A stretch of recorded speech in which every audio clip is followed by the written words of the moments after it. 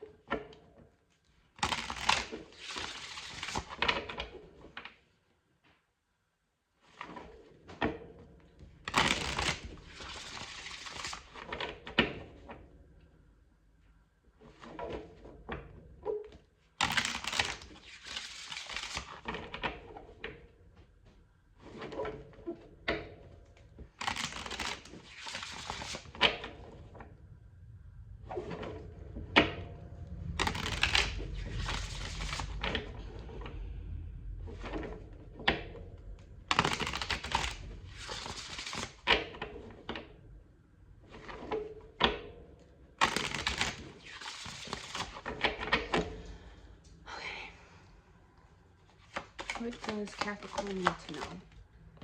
Release.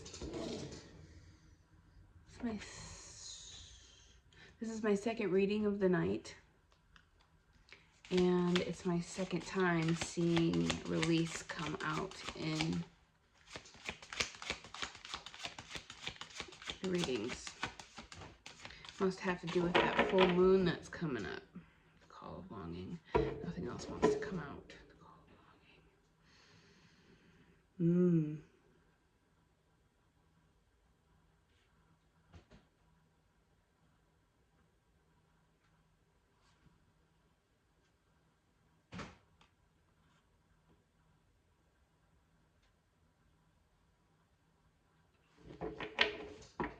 I'm sensing something about needing to release your fear.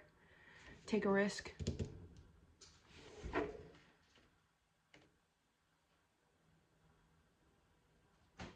The call of longing is at the bottom. And she's contemplating flying higher. But it poses its risks. It can be dangerous. But she feels the call. Is she gonna do it? Who knows?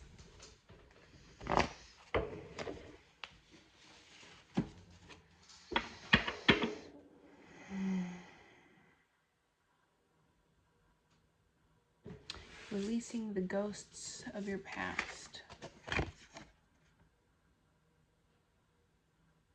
Under the full moon. So perhaps you need to do a release ritual for this upcoming full moon. When is that? Is that this weekend? I think so. I think. Okay.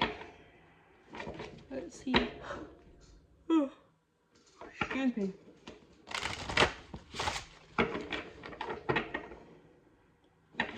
I want toast. I want to eat a piece of toast and go to sleep.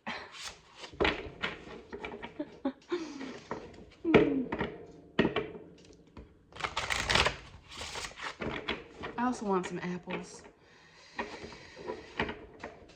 Boy, do I love eating before bed. Even though it's terrible for your body. I'm also quite thirsty. Maybe I'm just thirsty. Drink some water. Go get you a glass of water. Oh, maybe I'll go get me a glass of water real quick. Hang on, I'll be right back.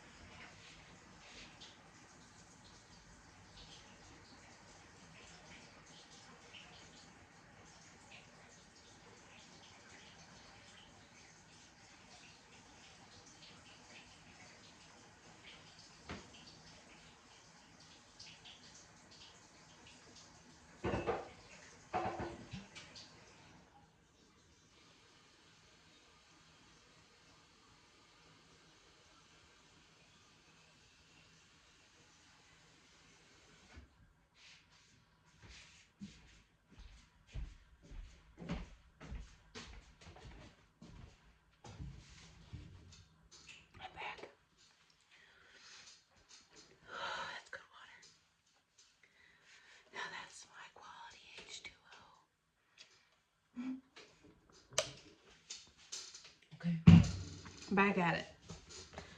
Probably should have paused, but oh well.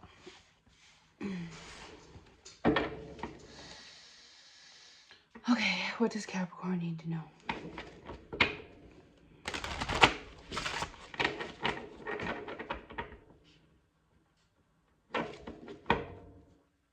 Oh shit, Batman. Oh.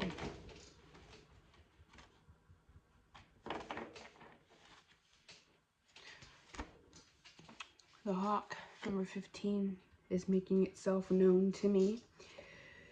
I'm just gonna go ahead and pull that out. Oh, excuse me.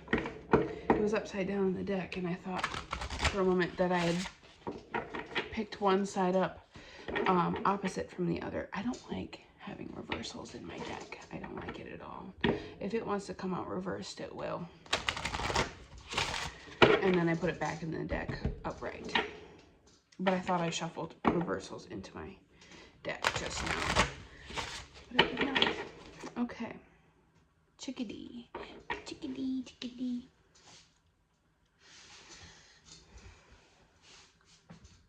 That's funny. Ooh, I'm finding funninesses. Okay, what else does Capricorn need to know?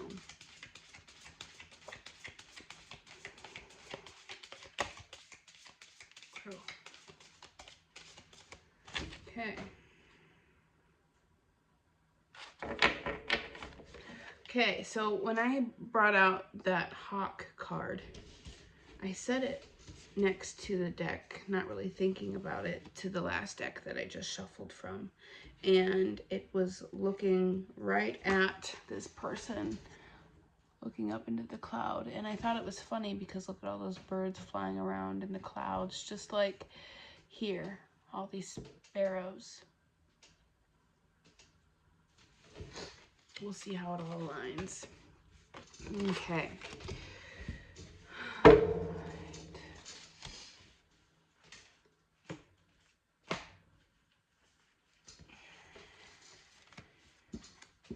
I'm going to read. Woo! I scooched my chair too far underneath me. Ooh! Scared the bejeebers out of me.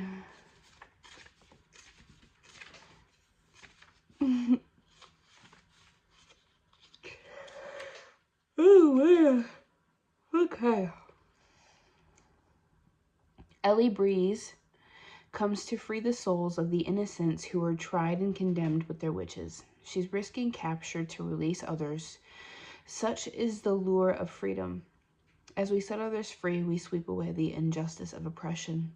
The cats have shaken off the chains of dread and pain, and they sail into the night to evermore, led by their smallest and their youngest. The earth around the slaughter stone is purged, its hurts discharged. Ellie hurries to be on her way, although she knows that even if she's caught, the deed of liberation was worth the risk. That's funny. There's a lot of talk about risk-taking in this spread, my friends. Okay, the call of longing.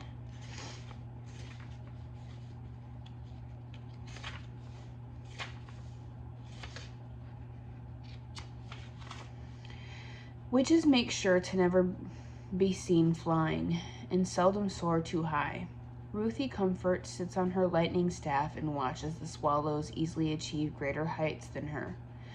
The clouds are darkening, and if she wants to ascend even higher, there will be risks involved. She longs to follow the brave little birds, but longing can lead us to places we shouldn't attempt to go, such as into those brooding clouds. Or we might weather the storm and break through it only to find what lies beyond it is disappointing.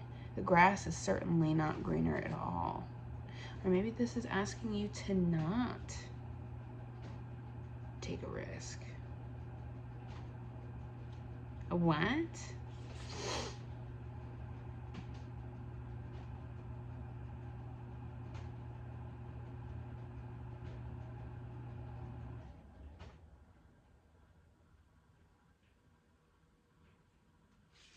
know. Maybe we'll get into the rest of the cards and see.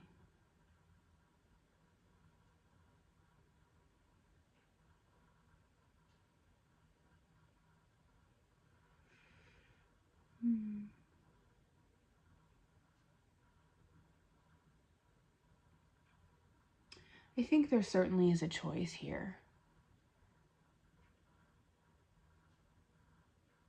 Perhaps it is asking you to take a risk.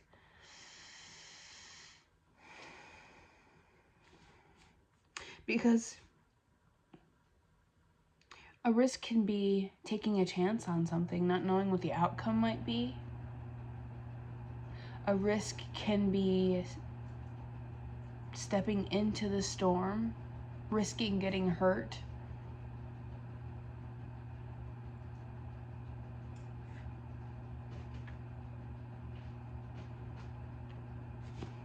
We're going to keep reading and see what comes out.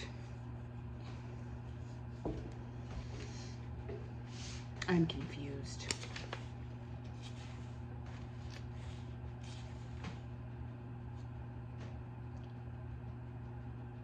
Or maybe you're dealing with confusion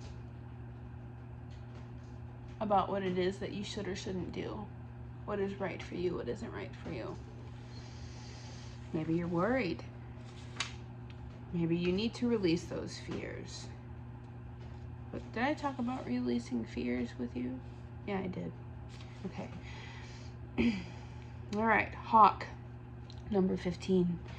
I am Hawk, the majestic and visionary. I am the eyes of the gods.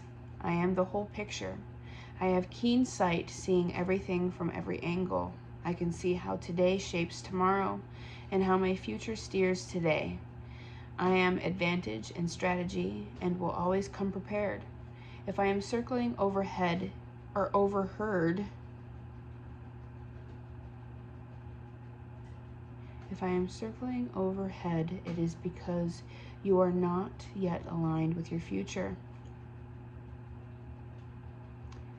Your path is off balance, your motivations uncentered, and your higher mind misaligned. To be a visionary takes more than just seeing the path ahead.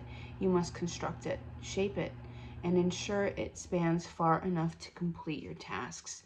Does your current way of doing things support what you seek to accomplish? If not, change course and create a new path. I encourage you to take a look at what drives you. Now that aligns more with my question of the uncertainty that you're feeling. You are perceptivity. You are the eyes of the universe. You are foresight. You are Hawk.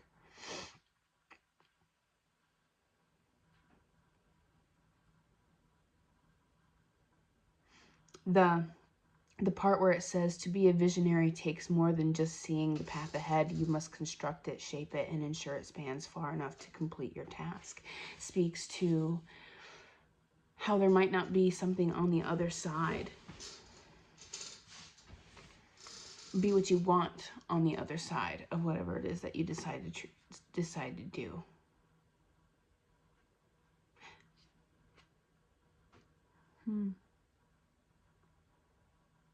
Interesting. Taking risks.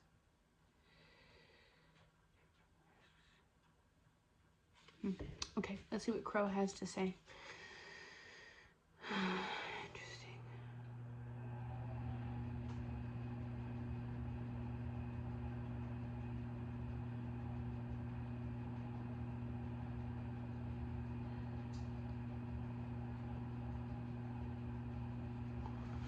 Yeah, I need to read some more.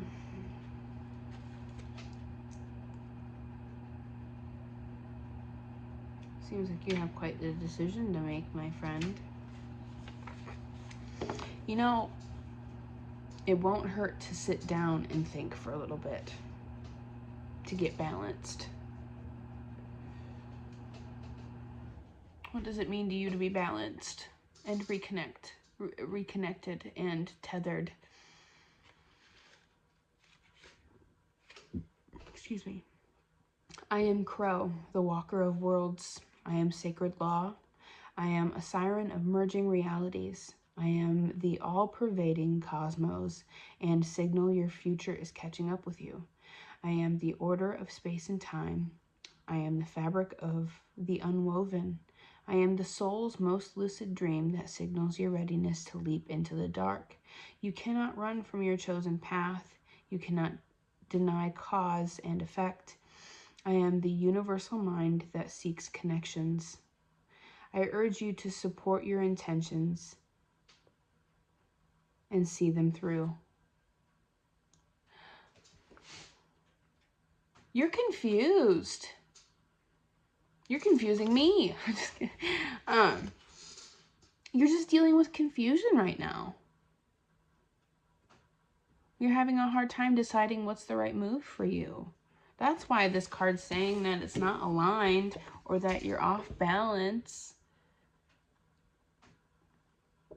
You're second guessing yourself.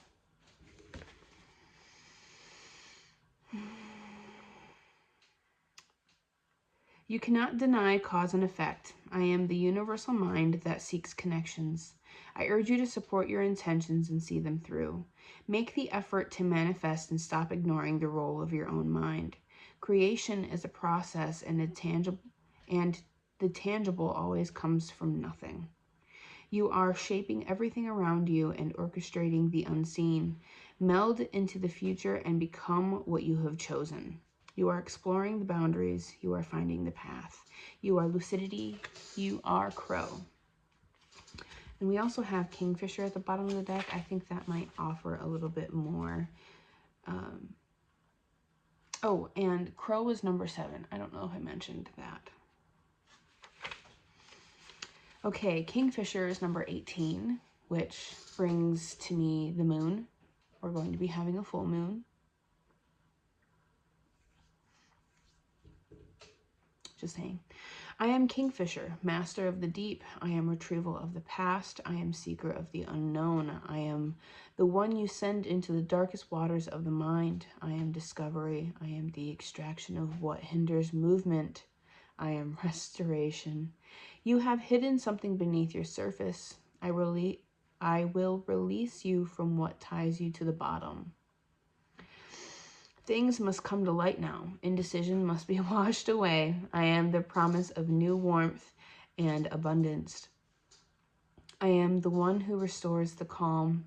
There is no greater catharsis than the renewal of consciousness. Okay, that really tied it together. You are release. You are claimer of the dark waters. You are subconscious alignment. You are Kingfisher. All right. Yeah. Releasing your ghosts, your blockages. That way you know what move is the right one.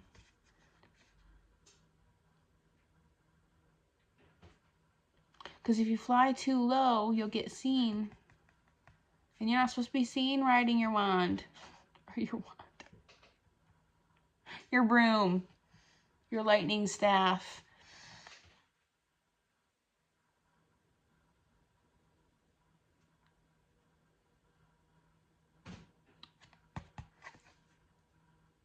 The swallows can do it. Why can't you? Anyway, we're going to go ahead and move along to the next thing. Yes, there's always that risk that something may not turn out to be what you want it to be. That's the point of life. To get knocked on your ass sometimes and figure out how to keep moving. That's how you end up where you're meant to be. And you might not even get knocked on your ass by taking this risk. This thing that you're confused about or having a hard time deciding if it is right for you or not. But the moon is asking you to reconnect with your subconscious. So you're going to need to meditate, ask questions, be open to answers. All right, let's see what the tarot has to say. Ooh, I'm feeling called to the Black Tarot suddenly.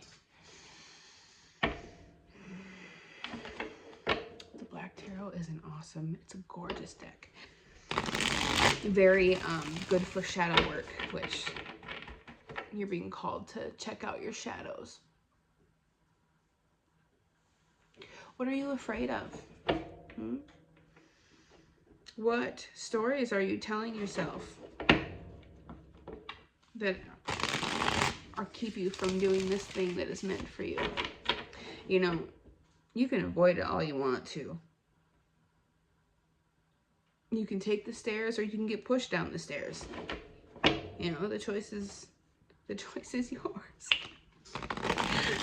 That's terrible. But that's kind of how it happens. If you keep pussyfooting around, I don't know why I'm taking this hostile tone with you. I'm so sorry. Not really. You got this. Everything's gonna be fine.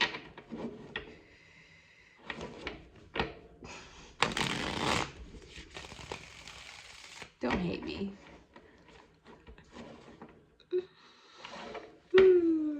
Okay. Alrighty, what does Capricorn need to know? We have the High Priestess with a giant moon behind her. Funny? I think not. Coinkadink? I think not. You are being called to connect with what is inside of you. The parts of you that you've cut yourself off from. At least that's how I see the High Priestess. When I see the High Priestess, I see someone who is very connected to his or her inner workings, the depths. All right, we have the Eight of Wands. Fast forward movement.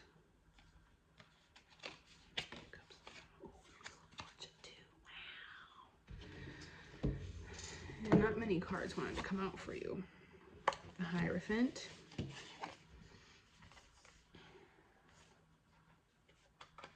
The Page of Cups and the Seven of Swords. And the Ten of Spheres.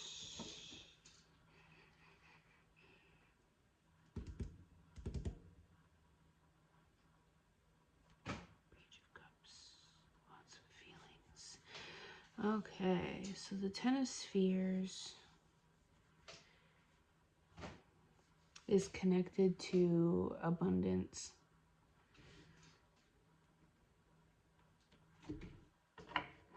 What does that want to say?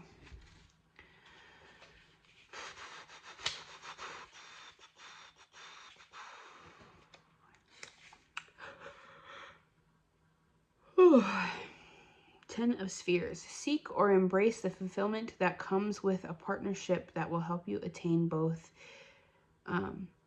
a great and safe life.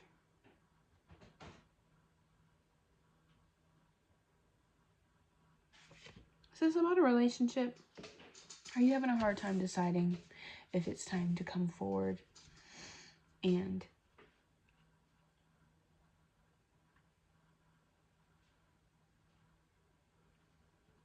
ask someone to be your boyfriend or your girlfriend or whatever?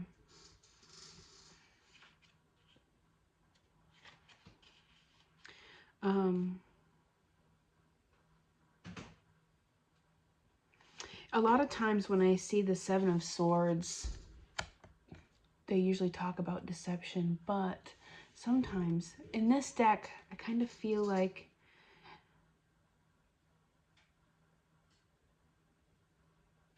this person's waiting to see if they need to protect themselves. Like they're just sitting there, like they're expecting betrayal, you know? Sitting right there with a knife behind their back, like, yeah, okay, yeah, I'm ready to stab you like any second now, so it's fine. Just kidding. And then the Page of Cups. So let's go to the Page of Cups real quick. Emotions are strong but flowing wildly. They need to learn proper boundaries.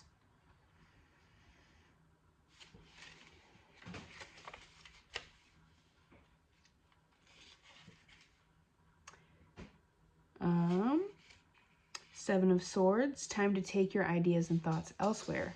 So you may need to do so quietly and secretly. But this could also mean time to take your thoughts elsewhere. Maybe you need to shift your perspective.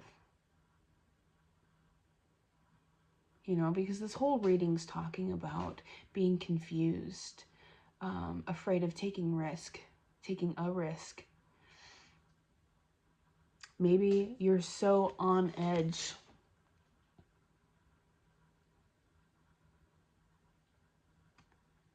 and expecting things to not go the way that you want them to, that you're expecting hurt and betrayal. Just a thought. You know, and then Page of Cups speaks of feelings and whatnot being all over the place.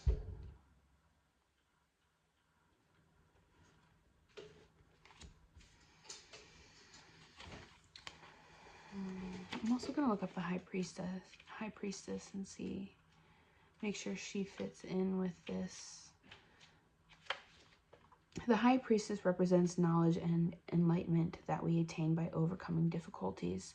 The High Priestess archetype is the second encounter for the Fool, indicating that we must learn about our intuition, how to trust it, and when to seek guidance from others.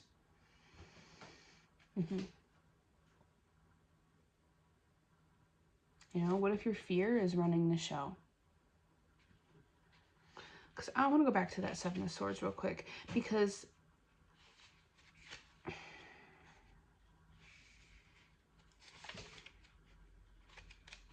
where is it? I'm in the Wands. Symbolism. A figure holds a sword behind his back, either stealing it or keeping it secret. The remaining 6 swords make the disappearance of one harder to notice.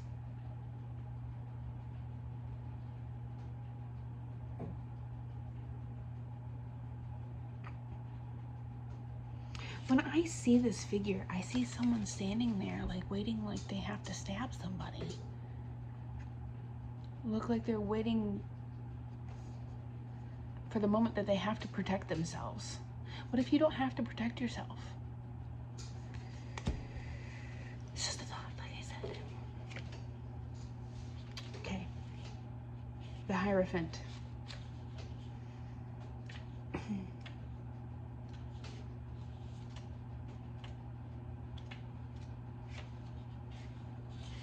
I'm so ready to go to sleep. The Hierophant represents wisdom attained through scholarship and exploring the world, the knowledge and potential wisdom we attain in our effort to make sense of life. The Hierophant is the 5th encounter for the Fool, indicating that we need to go beyond intuition and emotion and use intellect and experience to solve some problems, or we need to find someone with those qualities to help us.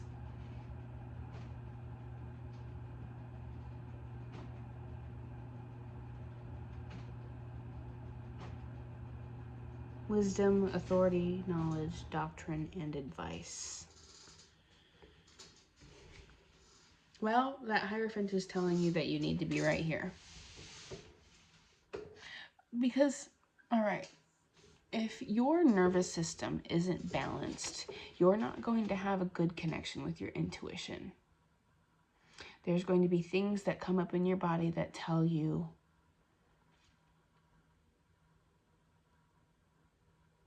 to act. And it might not be, or to retreat, to act, to retreat, to react. And maybe it's not the time to react. You know?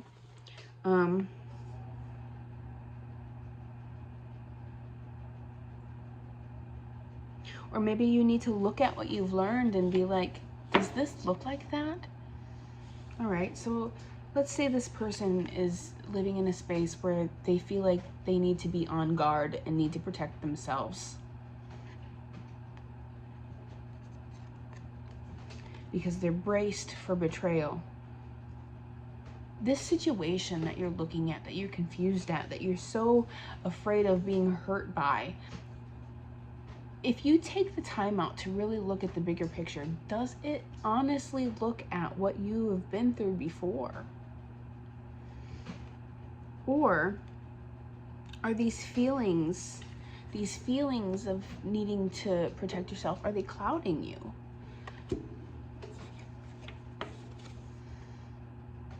Maybe it's time to seek a little bit of someone to help ground you, to help remind you of what you already know. Also, I've always felt like, and it's hard to see, but his head looks like, oh, it's gonna be so hard to see. It looks like the earth, like the world card, which typically speaks to endings for some reason. I don't know why that, I feel like that coming up, but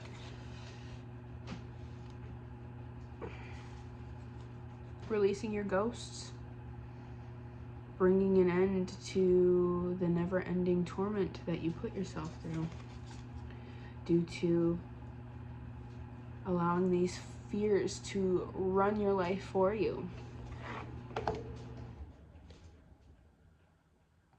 I think I'm going to leave that here. Let's see. Yeah. So we have the Eight of Wands and the Knight of Cups. The Knight of Cups to me is someone who is taking a cup of emotions somewhere.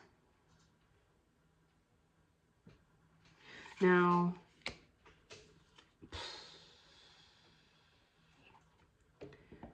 this might be reversed roles.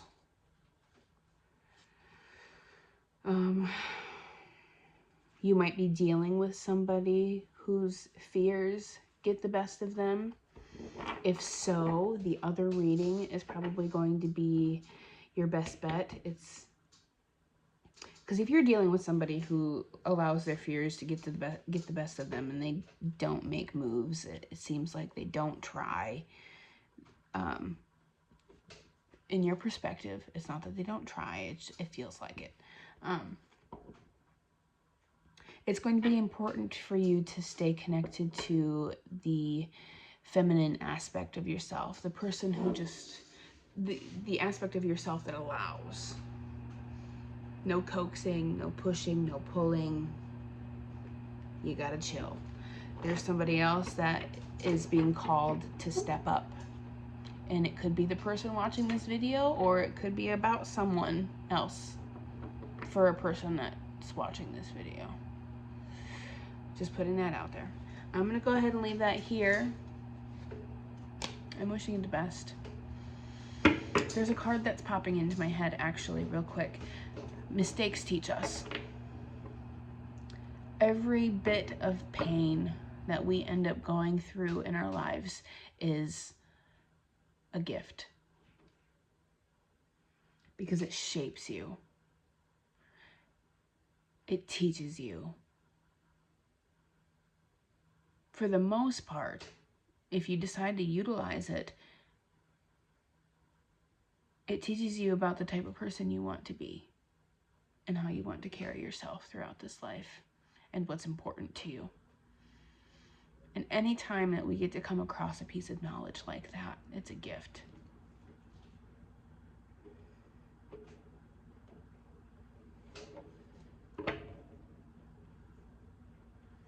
The fears are worth facing. The risks are worth taking. A life without risk isn't a life at all. We're not here for a very long time. And there's so many things that we can rob ourselves of by not wanting to take those steps. Good night. I'm wishing you the best.